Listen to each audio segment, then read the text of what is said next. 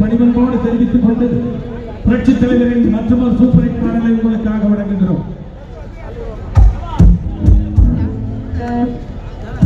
நேர்வழி சென்றால் நாளை நவரே காலங்கள் என்னும் சோலைகள் மலர்ந்து காய்கனியாகும் நமக்கென வளர்ந்து நாளை நவரே நாளை நவரே நாளை நவரே.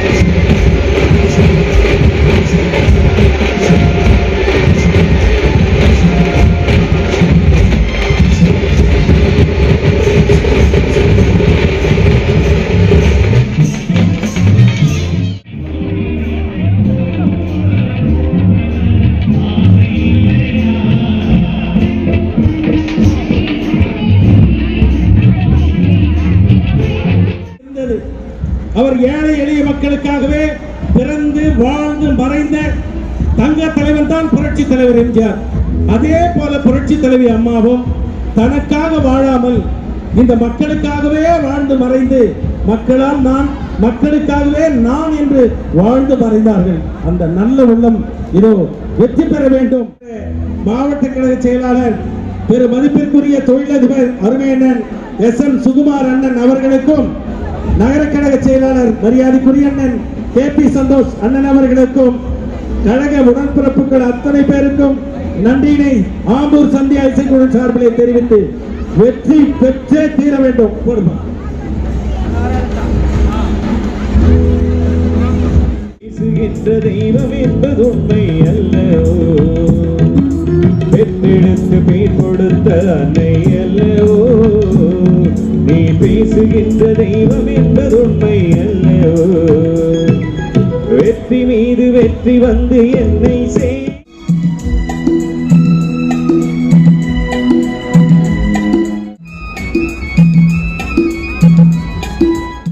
ஆசை தரும் கனவுகள் எல்லாம் அவனால் பெற்றெடுத்து பேர் கொடுத்த அன்னை அல்லவோ, நீ பேசுகின்ற தெய்வமே, அதை வாங்கி தந்த பெருமை எல்லாம் உன்னை சேரும்.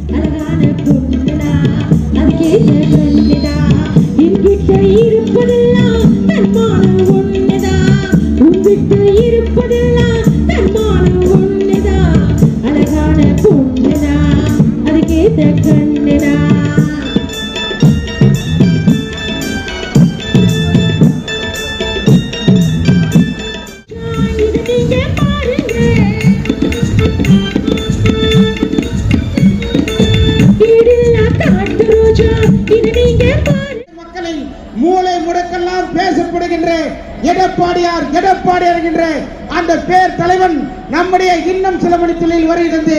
எழுச்சி நம்முடைய கழகத்தின் பொதுச் செயலாளர், தமிழகத்தினுடைய ஆற்றல் படைத்த எதிர்க்கட்சி தலைவன், 2 கோடி தொண்டர்களை இன்னும் 10 நிமிடத்தில் நம்முடைய ராணிப்பேட்டை நகர மேற்கு மாவட்டத்தின் சார்பாக ராணிப்பேட்டத்துக்கு போட்டுக் கொள்கிறோம். அனைவரும் நம் மேடை அருகே வரும்படி பக்கத்தில் இருக்கிற எல்லோரும் எல்லா கட்சி தொண்டர்களும் நேர இந்த பக்கம் வந்துடும். மேல்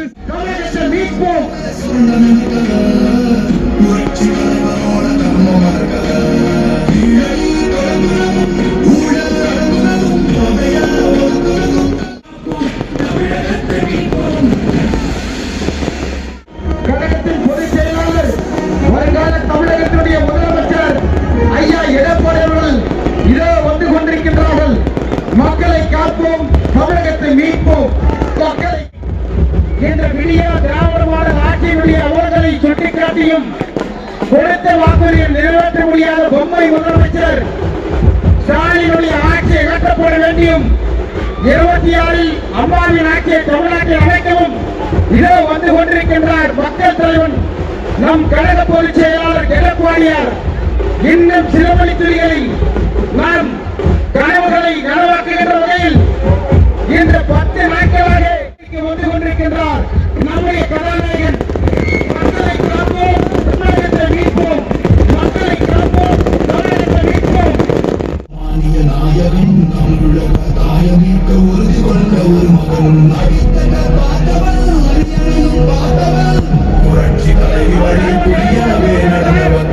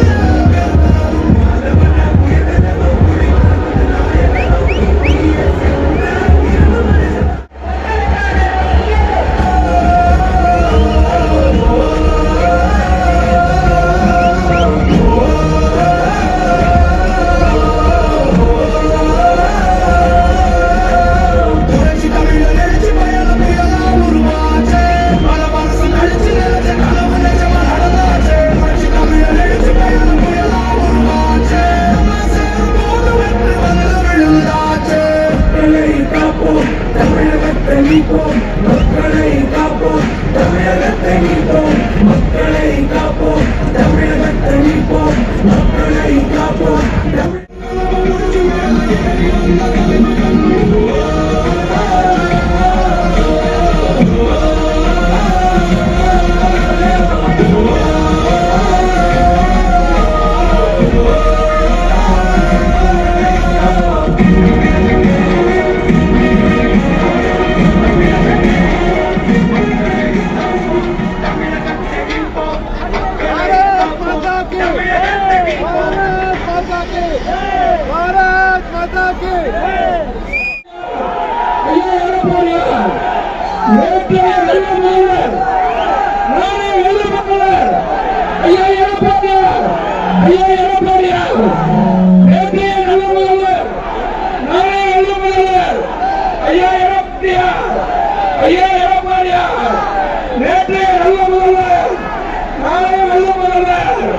ஐயா எடப்பாடியார் நம்ம கழக பொதுச் செயலர் ஐயா எடப்பாடியார்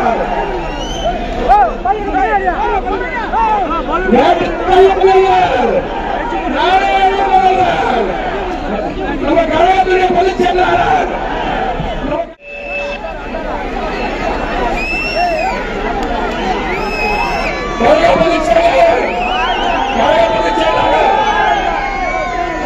ஐயா இப்ப நம்முடைய ராணிப்பேட்டையில 100 ஐயா நமக்காக பேருரையாற்ற வந்துள்ளார். அவர் பொற்பாதங்களை வணங்கி பேருரையாற்றுமாறு அவர் பாதம் பணிந்து கேட்டுக்கொள்கிறேன்.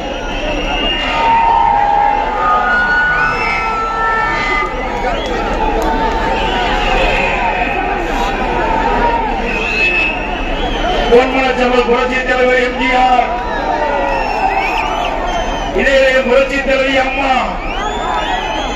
இருவரும் தலைவர்களை வணங்கி ராணிப்பேட்டை நகரமே குழுகின்ற அளவுக்கு மக்கள் வெள்ளம் கடல் போல் காட்சி அளிக்கின்றோம். இங்கிருக்கிற மக்களே சாட்சி.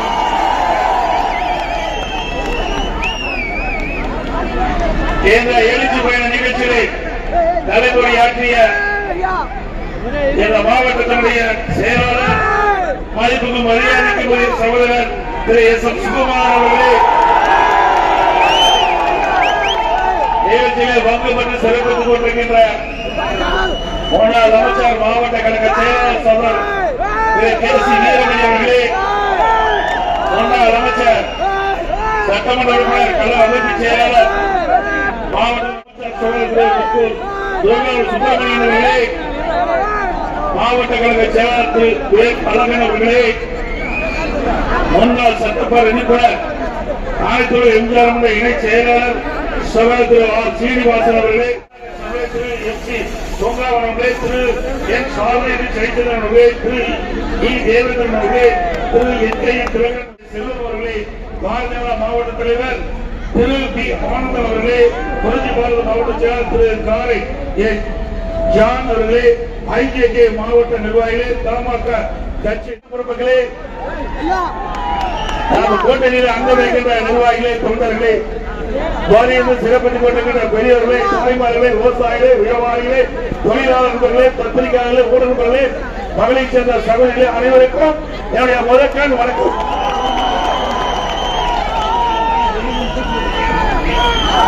இன்றைக்கு அனைத்து இந்திய அண்ணா திராவிட முன்னேற்ற கழகம் ஆட்சியிலேதான் நீங்கள் நீண்ட நாட்களாக கோரிக்கை வைத்துக் கொண்டிருந்தீர்கள்.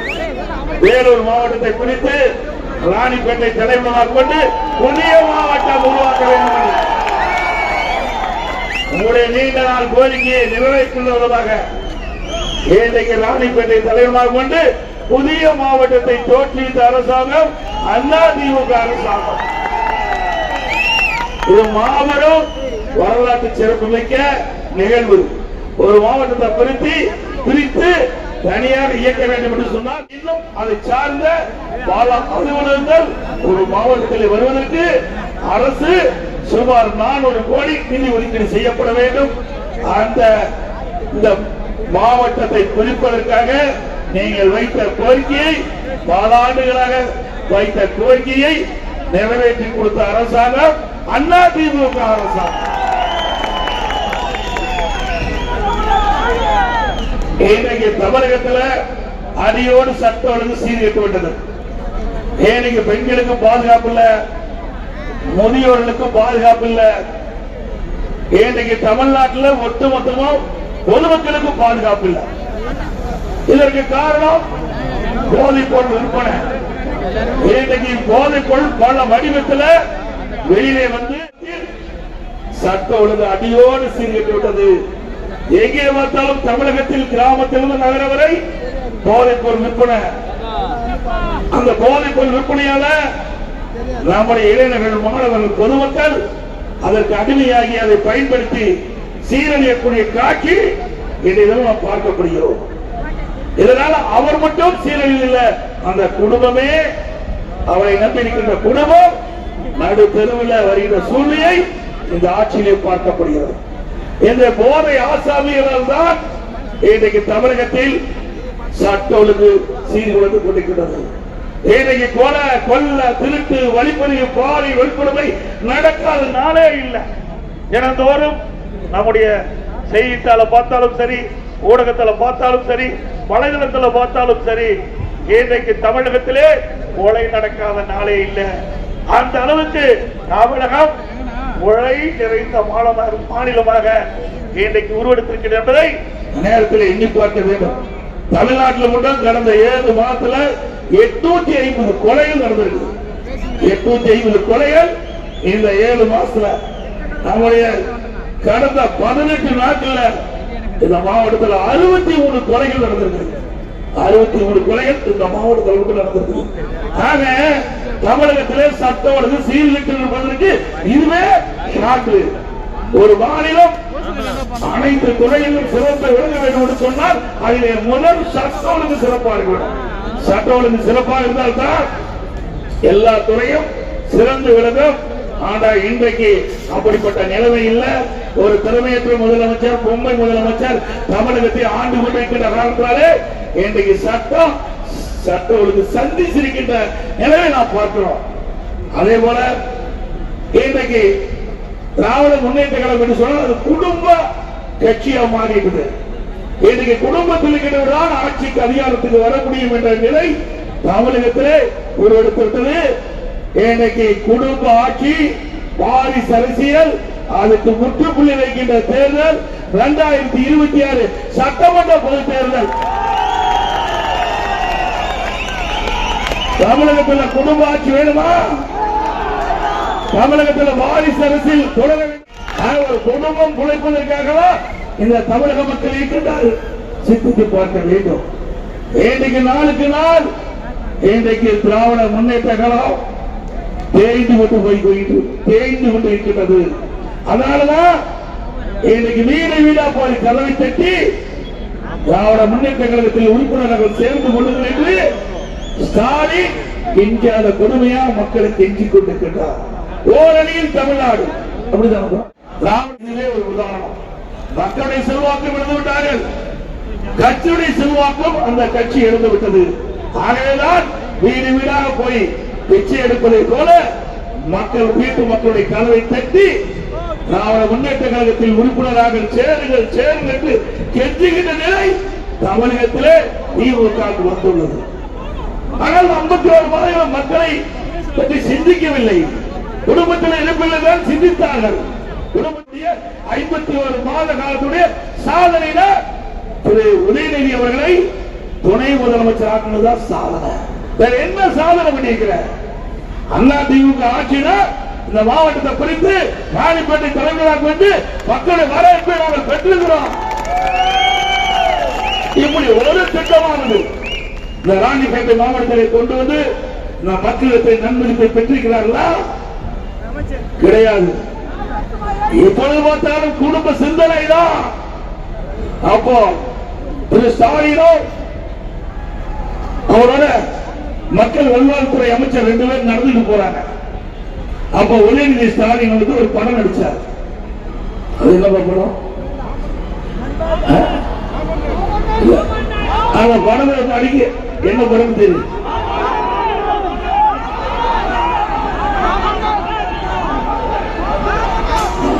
சரி ஏதோ படம் எனக்கு ஞாபகம் இல்லை. அவன் எதுக்கு நான் வேட்பானேன் அப்போ நான் பண்ண சரி எனக்கு காது கேட்கல அங்கிருந்து பேசுது. அதனால ரெண்டு பேரும் நாட்டு மக்களை பற்றி பேசினா பரவாயில்ல. இன்றைக்கு முதலமைச்சர் நாட்டில் என்ன நிலவுறது அதை எப்படி சரி பண்ணணும், மக்கள் நல்வாழ்வுத்துறை அமைச்சர் இன்றைக்கு இந்த மருத்துவத்துறையில என்ன செய்யணும்னு பேசினா பரவாயில்ல. திரு உதயநிதி ஸ்டாலின் நடிச்ச பணத்துல நிறைய வருமானம் வருதான்னு கேட்கிறார், நிறைய வருமானம் வருதா கேட்கிறார். ஆக மக்களை பற்றி சிந்திக்கல, தன்னுடைய ஆட்சி கலவரில் ஓட்டு போட்ட மக்களை மறக்கின்ற கட்சி திமுக கட்சி என்பதை இந்த 51 வார காலத்தில் நீங்கள் பார்த்திருக்கிறீர்கள். திராவிட முன்னேற்ற கழகம் ஆட்சிக்கு வருவதற்கு முன்பு 2021 சட்டமன்ற பொது தேர்தல், அந்த தேர்தலில் 525 அறிவிப்புகள் வெளியிட்டாங்க. 525 அறிவிப்புகள். அந்த 525 அறிவிப்புகளை இப்பொழுது முதலமைச்சர் ஸ்டாலின் பேசுகிறார். 98% அறிவிப்புகள் நிறைவேற்றப்பட்டதாக ஒரு பொய்ய பேசிக் கொண்டு வருகிறார். கொஞ்சம் கொஞ்சம் பொய் இல்ல, மூட்டையா பொய் அவித்து வந்துட்டு உண்மையா 98% நிறைவேற்றிட்டாங்களா? 100 நாள் வேலை திட்டம் பணிபுரிந்த பணியாருக்கு 150 நாள் கொடுக்கிறாங்க, கொடுத்தாங்களா? அந்த 100 நாள் திட்டத்தில் பணிபுரிந்த ஊழியருக்கு சம்பளம் உயர்த்துறாங்களா? அதே மாதிரி மாசம் மாதந்தோறும் கேஸ் சிலிண்டர் மானியம் 100 ரூபாய் கொடுக்கிறாங்களா, கொடுத்தாங்களா? அதே மாதிரி நம்முடைய மாணவ செல்வங்கள் அவர் கல்வி இருப்பதற்கு வங்கியில் வாங்கிய கல்வி ரத்து பண்ணாங்களா? பெட்ரோல் டீசல் விலை குறைக்கிறாங்க, குறைச்சாங்களா?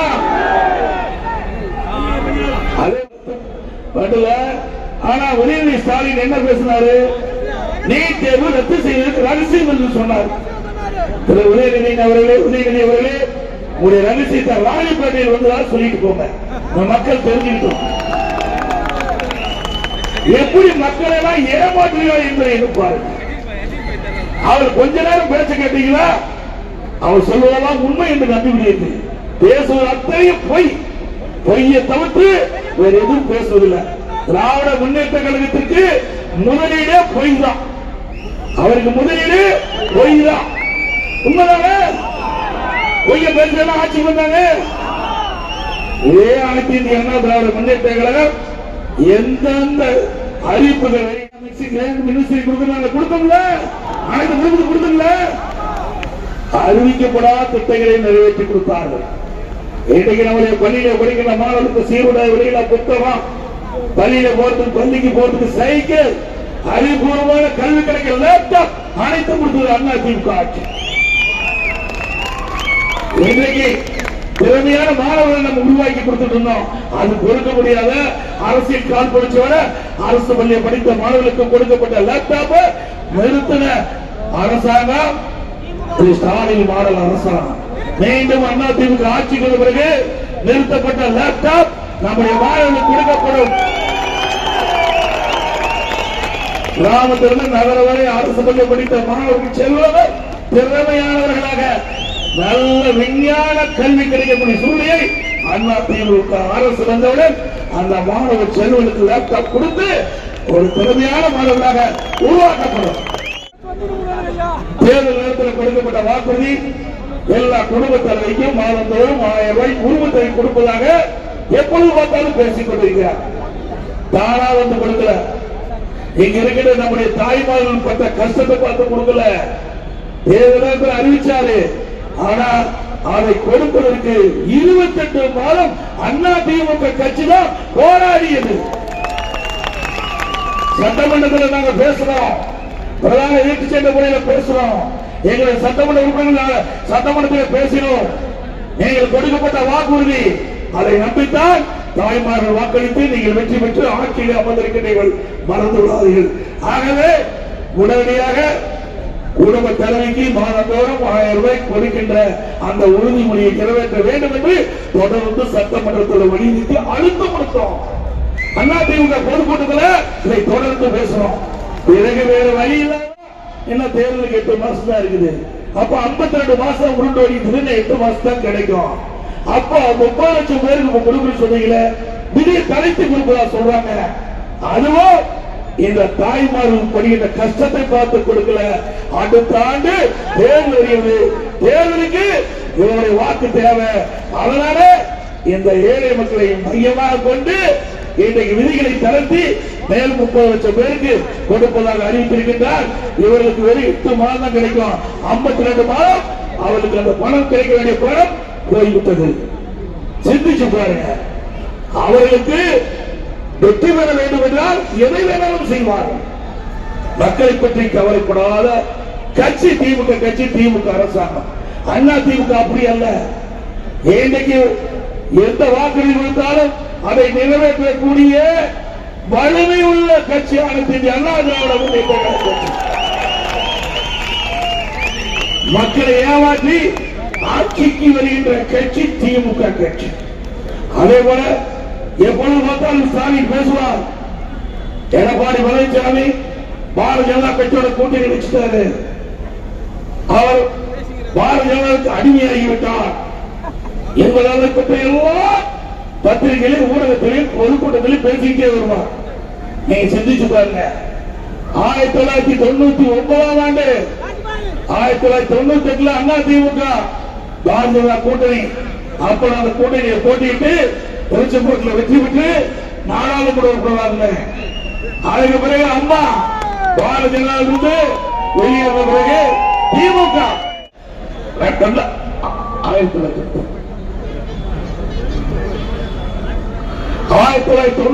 ஆண்டு 1999 ஆண்டு பாரதிய ஜனதாவோட திமுக கூட்டணி வச்சது, வெற்றி பெற்றாங்க. மத்தியில் மறைந்த வாஜ்பாய் அவர்கள் பிரைம் மினிஸ்டர் தேர்ந்தெடுக்கப்பட்டு அந்த அமைச்சரவையில் திரு முரசொலி மாறன் அவர்கள் மத்திய அமைச்சராக இருந்தார். அப்பொழுதெல்லாம் பாரதிய ஜனதா கட்சி மோசமா கட்சியே தெரியல. பாருங்க, இதை நாம சொன்னா கூட போய்ப்பாங்க.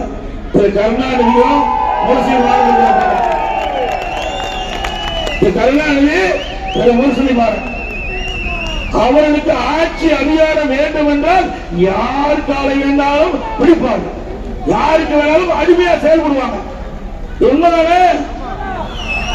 சரி, அங்கெல்லாம் போய் விசுவாசமா இருந்தாங்க பார்த்தா அங்கேயும் விசுவாசமா இருக்கு, அங்கேயும் விசுவாசமா இருக்குல்ல. உடனே பாரதிய ஜனதா காங்கிரஸ் கட்சிக்கு தாவுறாங்க. 5 ஆண்டு பதவி சுகத்தை அனுபவித்து விட்டு அடுத்த 5 ஆண்டு காங்கிரஸ் கட்சியோட போய் இணைஞ்சிட்டாங்க. அவருக்கு கொள்கை கிடையாது, கோட்பாடு கிடையாது, அதிகாரம் தான் முக்கியம் திமுகவுக்கு. அதே போல 2001 ஆண்டு சட்டமன்ற பொது தேர்தல், அந்த தேர்தலையும் திமுக பாரதிய ஜனதா கூட்டணி வச்சுதான் போட்டியிட்டது. ஆக திராவிட முன்னேற்ற கழகம் ஏற்கனவே பாரதிய ஜனதாவோட கூட்டணி வச்சு போட்டியிட்ட கட்சி தான். எங்களை பொறுத்த வரைக்கும் நான் தெளிவாக குறிப்பிடுகின்றேன். கூட்டணி என்பது அந்த தேர்தலை ஒட்டி அமைக்கப்படுவது, சூழ்நிலைக்கு ஏற்படுவது கூட்டணி என்பது. கொள்கை என்பது நிலையானது. அண்ணா திமுக கொள்கை நிலையானது. கூட்டணி அப்பப்ப மாறும், கூட்டணி அப்பப்ப மாறும், ஆனா கொள்கை எப்பொழுதும் மாறாது. அந்த அடிப்படையில் மக்கள் விரோத திமுக ஆட்சி அகற்றப்பட வேண்டும், மக்கள் விரோத திமுக ஆட்சி அகற்றப்பட வேண்டும் என்பது அண்ணா திமுகவுடைய நிலைப்பாடு. ஊழல் நிறைந்த திமுக அகற்றப்பட வேண்டியது பாரதிய ஜனதா கட்சியுடைய நிலைப்பாடு. ஆக 2 கருத்தும் ஒத்த கருத்து, திமுக ஆட்சி அகற்றப்பட வேண்டும். அதனால கூட்டணி வச்சு போட்டியிட்டு வாக்கு செல்லாமல் போவதற்கு அமைக்கப்பட்டது கூட்டணி. ஆனால் ஸ்டாலின் இதை அப்படியே மாற்றி எடப்பாடி பழனிசாமி மதவாத கட்சிக்கு அடிமையாகிவிட்டார். இதே பாரதிய ஜனதா கட்சி தானே அன்னைக்கு இருந்தது, அப்படிதாங்க. ஏங்க இப்ப உள்ளாட்சி நகரமன்ற உள்ளாட்சி தேர்ந்தது, அப்ப பாரதிய ஜனதா எங்க இருந்து வெளியே போயாச்சு. அதே மாதிரி நாடாளுமன்ற தேர்தல் வந்தது, நாங்க பாரதிய ஜனதாவோட கூட்டணி வைக்கல. இப்போ தேர்தல் வருது, திமுக வீழ்த்த வேண்டும், வாக்கை சிதறக்கூடாது, அந்த அடிப்படையில் கூட்டணி வச்சிருக்கிறோம். இது என்ன தவறு? இதை ஒரு பூதாகரமாக்கி சிறுபான்மை மக்களுக்கு ஒரு மாய தோற்றத்தை ஏற்படுத்தி அவர்கள் வாக்குகளை பெறுவதற்காக தந்திரமாக திமுக ஒரு நாடகத்தை அரங்கேற்றுகிறதை நாம் உணர வேண்டும். இவர் மக்களுக்காக தான் இதை பேசல. இவர் ஆட்சி அதிகாரத்தில் வர வேணும். ஆனா அதிமுக பணி சுமத்த வேணும். அதுதான் திரு ஸ்டாலின் மாடல் அரசாங்கத்தினுடைய நாடகம். அதே அனைத்து இந்திய அண்ணா திராவிட முன்னேற்ற கழகத்தை பொறுத்த வரைக்கும் சிறுபான்மை மக்களுக்கு பாதுகாப்பாக இருக்கக்கூடிய கட்சியும் சரி அரசும் சரி அது அதிமுக தான். அதிமுக தமிழகத்திலே 31 ஆண்டு காலம் ஆட்சி புரிந்தது. ஒருவேளை புரட்சித் தலைவர் எம்ஜிஆர் காலத்திலும் சரி, இதே புரட்சித் தலைவர் அம்மாவுடைய காலத்திலும் சரி, அம்மாவுக்கு பிறகு அம்மாவுடைய அரசும் சரி, கிட்டத்தட்ட தமிழகத்திலே 31 ஆண்டு காலம் ஆட்சி புரிந்த கட்சி அனைத்து இந்திய அண்ணா திராவிட முன்னேற்ற கட்சி. இந்த காலகட்டத்தில் மத சண்டை கிடையாது, ஜாதி சண்டை கிடையாது.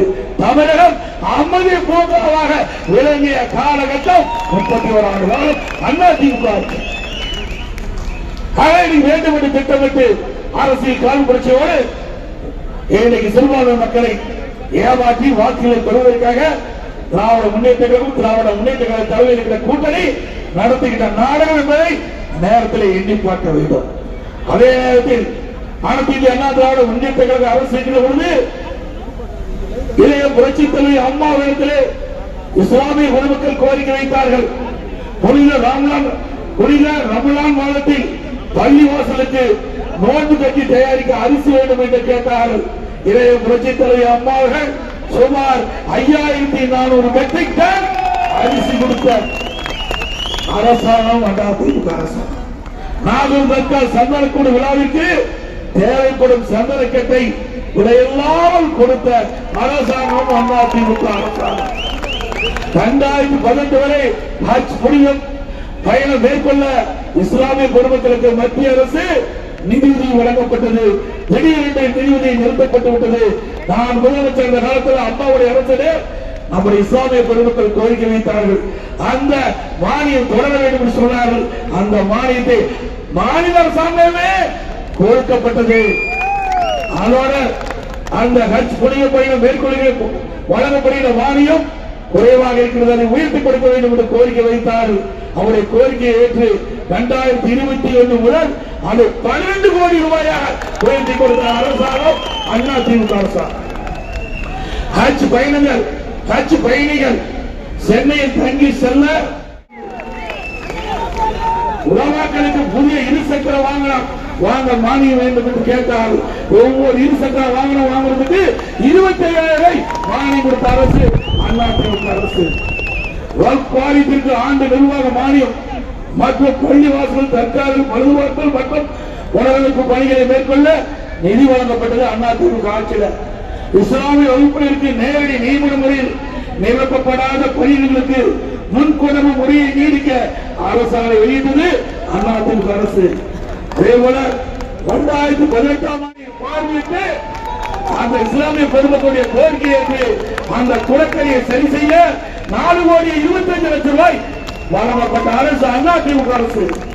சிறுபான்மை பொருளாதார மேம்பாடு கழகம் அமைச்சர் அனைத்து அண்ணா திராவிட முன்னேற்ற கழக அரசு. அதே போல 2019ஆம் ஆண்டு இன்றைக்கு மறைந்த பாரத ரத்னா டாக்டர் APJ அப்துல் கலாம் அவரை நினைவாக ராமநாதபுரம் மாவட்டத்திலே கலை மற்றும் அறிவியல் கல்லூரி கொண்டு வந்தது அதிமுக அரசு. 2017 திண்டுக்கல்லிலே ரைடர் அலி மற்றும் திப்பு சுல்தான் அவர்களின் வாழ்க்கை வரலாறு குறித்து மணிமண்டபம் திறக்கப்பட்டதும் அதிமுக அரசு. கண்ணீரிக்க காகிதம் இல்லை அவர்களுக்கு சென்னையில மணிமண்டபம் அமைத்ததும் அதிமுக அரசு. ஆக இஸ்லாமிய பொதுமக்களுக்கு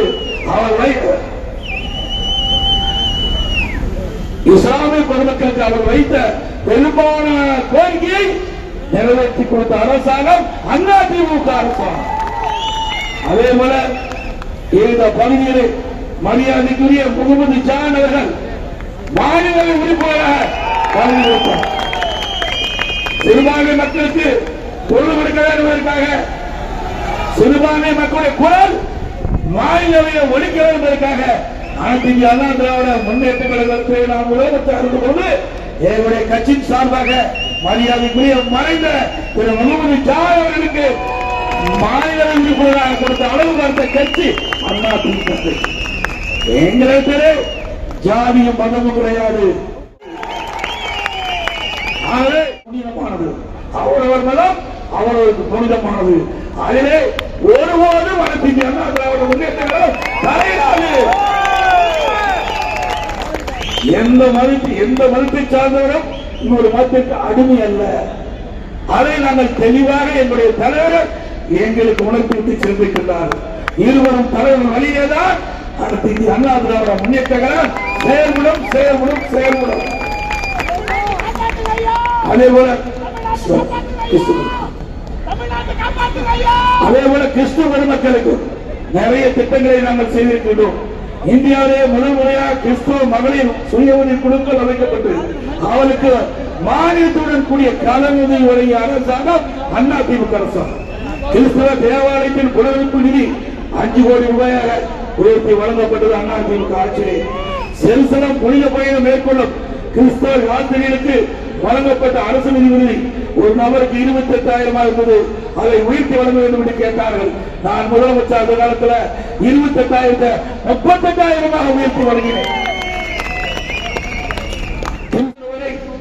ஆண்டுகளை சிறுபான்மை வகுப்பை சேர்ந்த 37,16,000 மாணவர்களுக்கு 884.36 கோடி 884 கோடி கல்வி உதவித்தொகையாக வழங்கப்பட்ட அரசாங்கம் அண்ணா திமுக அரசாங்கம்.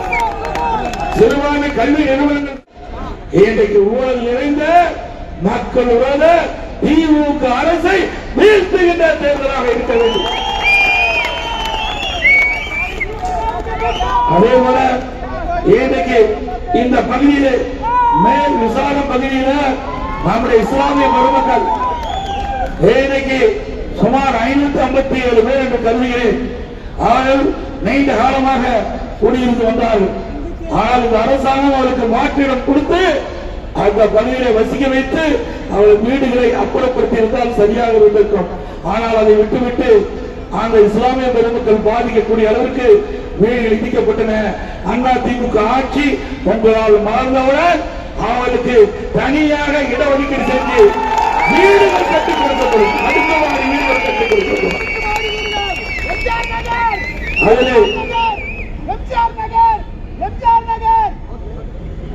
அதே போல இந்த மாவட்டத்தில் இருந்து அண்டை மாநிலத்துக்கு இந்த மாவட்டத்திலிருந்து அண்டை மாநிலத்திற்கு அதிகமா கனிம வளம் கடத்தப்படுது.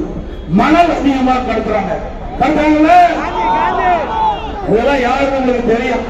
இனி காவல்துறையும் வருவாய்த்துறையும் உரிய முறையில நடவடிக்கை எடுத்து இந்த மணல் கொள்ளையை தடுக்க வேண்டும் என்று அன்போடு இந்த நேரத்தில் கேட்கிறேன்.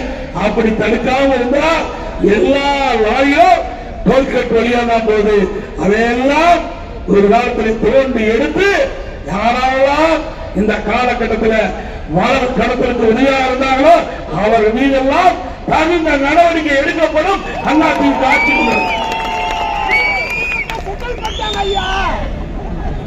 அதே போல ஸ்டாலின் எப்பொழுது பார்த்தாலும் இந்தியாவிலேயே சூப்பர் முதலமைச்சர் நான் தான் என்று அவரே புகழ்ந்து வருவார்.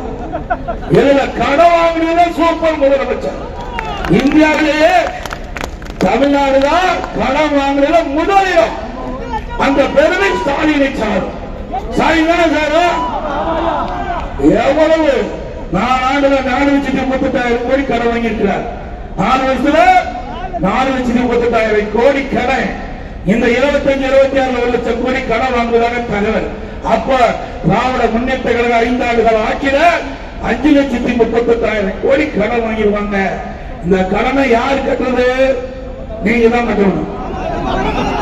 வேடிக்கை சொல்லுங்க, நாமளே கட்டியாகணும். இன்னைக்கு மக்கள் தான் அந்த கடனை சுமக்கிறார்கள். மக்கள் மீது சுமந்த கடனை மக்கள் மீது சுமத்திய அரசாங்கம் தொடர வேண்டுமா? ஏற்கனவே ஸ்டாலின் அரசாங்கம் இன்னைக்கு வீட்டு வரி இந்த நகரம் 100% ஏற்றிட்டாங்க. அண்ணா திமுக வச்சல வீட்டு வரி 1000 ரூபாய், இப்ப 2000 ரூபாய் கட்டணும். கடவரி அண்ணா திமுக ஆட்சியில் 1000 ரூபாய் கட்டணும்னா திமுக ஆட்சியில் 100 குப்பைக்கு வரி போட்டாங்க. அது கொஞ்சம் தான் வரி வந்தது. அதுக்கு வரி போட்ட அரசாங்கம் திமுக அரசாங்கம். குடிநீர் வரி, இப்படி மக்களை வாட்டி வைக்கிற அளவுக்கு வரி மேல் வரி போட்டு மக்களை துன்புறுத்துகிற அரசு நீடிக்க வேண்டுமா? அதே போல மின்சார கட்டணம் 3 ஆண்டுக்கு முந்தைய 52% மின் கட்டணம் உயர்த்திட்டாங்க. 52% உயர்வு மின் கட்டணம். ஆண்டுக்கு 5% உயர்வு. 3 வருஷத்துல 15%. ஏற்கனவே 52, இப்ப 67% மின் கட்டணம் உயர்வு. ஆனா மக்கள் எல்லா வரியும் வரி போட்டு மக்களை வாட்டி வைக்கிற அரசு திரு ஸ்டாலின் மாடல் அரசு என்பதை இந்த நேரத்தில் தெரிவித்து, இன்னைக்கு தமிழகத்தில் நிர்வாக கோளாறு, இந்த முதலமைச்சருக்கு நிர்வாகமே முழுமையா செய்ய முடியாத ஒரு சூழ்நிலை.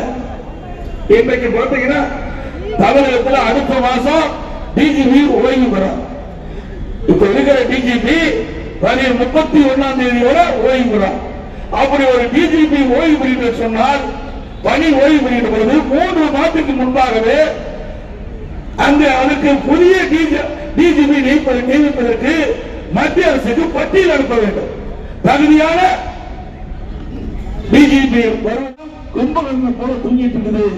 அந்த டிஜிபி நியமிக்கக்கூடிய அந்த நிலையில் இன்னும் தடுமாறி கொண்டிருக்கிறது.